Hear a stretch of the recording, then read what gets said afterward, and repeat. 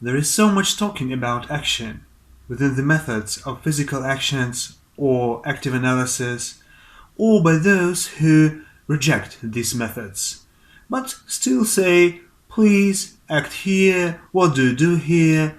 And finally, the famous starting cry, action.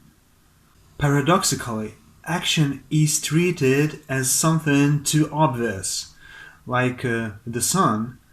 Everyone has a clear vision of what action is once you mention this word. But what is the definition of action in terms of acting and directing?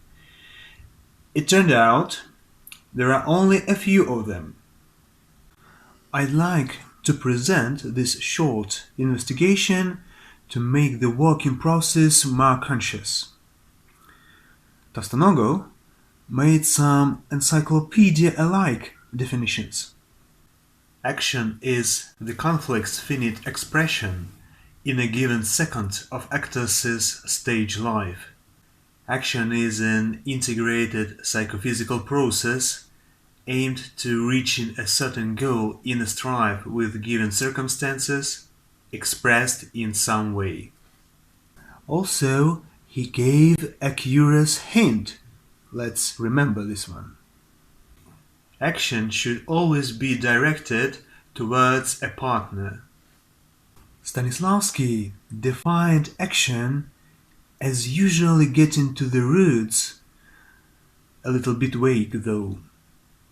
We need to provoke interest in a partner by will, rhythm, vivid visions.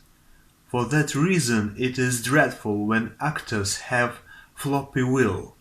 Direct all your efforts to changing client's attitude towards Tartuffe.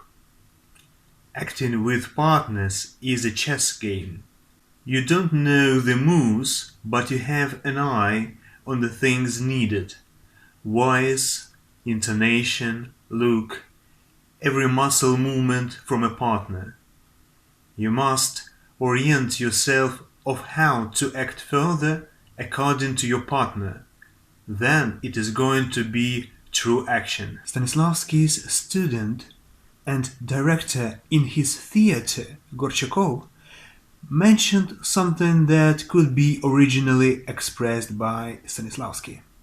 To act means to alter something in your environment. The most powerful and short definition, to my mind, was made by Zahala, student of Vakhtangov. Action is what I want to change physically in my partner. I guess if we eliminate the word physically, cause we might want to change the way of thinking, it's gonna be the bestest one.